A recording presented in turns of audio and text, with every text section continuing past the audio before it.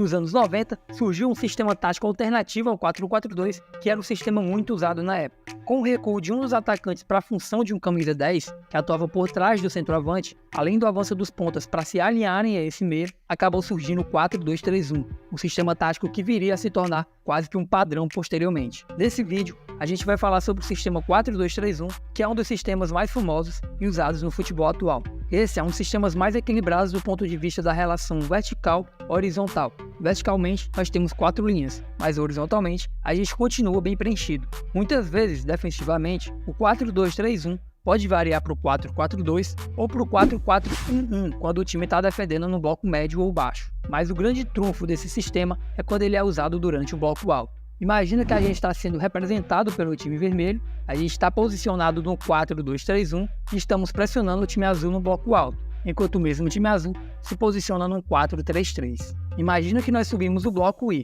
uma das primeiras vantagens que o sistema 4-2-3-1 tem é esse intercalamento das linhas. O que a gente quer dizer com isso? Por exemplo, a gente tem aqui um jogador na primeira linha, 3 atuando por trás dele e intercalando os 3, a gente tem os 2 volantes. Isso faz com que a gente crie essas diagonais, tanto de um lado quanto do outro, podendo favorecer o fechamento das linhas de passe do adversário.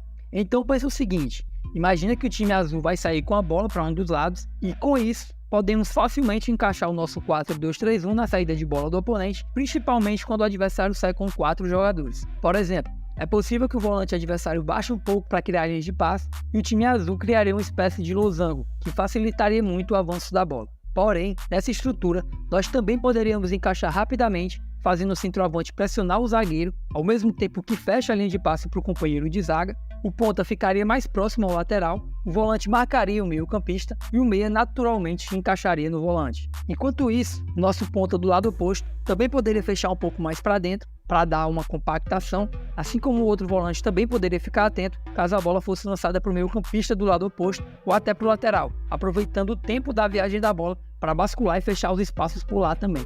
Mesmo assim, ainda temos um espaço livre por aqui, que poderia ser usado para uma condução do zagueiro com bola. Mas caso isso acontecesse, ainda teríamos condições de fechar o espaço rapidamente e acabar criando uma zona de pressão muito grande que provavelmente geraria dificuldades para o jogador com bola. Já ofensivamente, o 4-2-3-1 permite muitas variações também. Uma das variações que podem acontecer no 4-2-3-1 é a alternância para o 3-4-3 nas fases iniciais de ataque. Existem diferentes maneiras para se fazer essa alternância. A forma de alternar os posicionamentos dos jogadores vai mudar de acordo com a característica de quem está ocupando cada posição. Por exemplo, imagine um cenário que a gente tem um lateral esquerdo que não tem tantas características para avançar pelo corredor e do outro lado a gente tem um lateral direito que funciona muito bem como ponta quando o time ataca.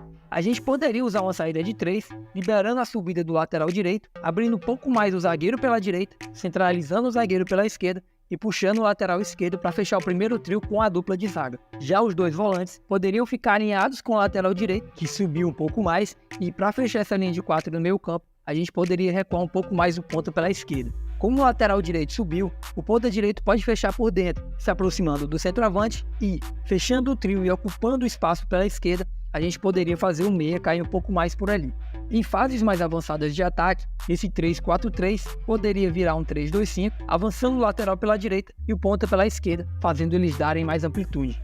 Agora imagine que os 2 laterais possuem características de avançar bastante pelo corredor. Poderíamos fazer a mesma variação, mas com deslocamentos diferentes. Nesse caso, um dos volantes poderia se alinhar aos zagueiros para fazer esse trio que a gente falou anteriormente, e esse volante poderia entrar entre os 2 zagueiros ou pelas laterais deles. Nesse caso, os 2 laterais poderiam subir para a linha do meio, empurrando os 2 pontas para jogarem por dentro, mais próximo ao atacante, e o meia poderia recuar para ocupar o espaço deixado pelo volante, que desceu para se alinhar aos zagueiros. Da mesma forma, esse 3-4-3 também poderia virar um 3-2-5 em fases mais avançadas.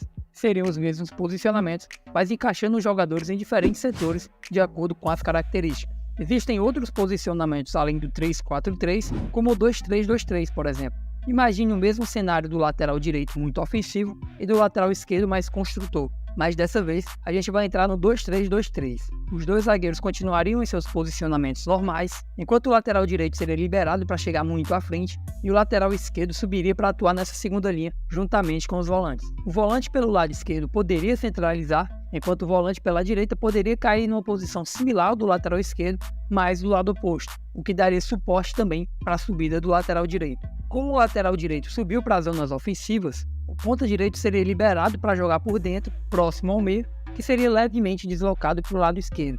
Enquanto isso, o ponta esquerdo permaneceria bem aberto, dando amplitude lá pelo lado esquerdo, da mesma forma que o lateral faria pela direita. Enquanto isso, o centroavante poderia permanecer centralizado. É claro, em fases mais avançadas de ataque, esse modelo poderia variar para um 2-3-5. Variações como essas são possíveis com outros sistemas e nós mostramos isso também com um sistema que é semelhante ao 4-2-3-1 em alguns aspectos, que é o sistema 4-4-2. Está aparecendo aí na tela um vídeo onde a gente fala mais detalhadamente sobre o 4-4-2.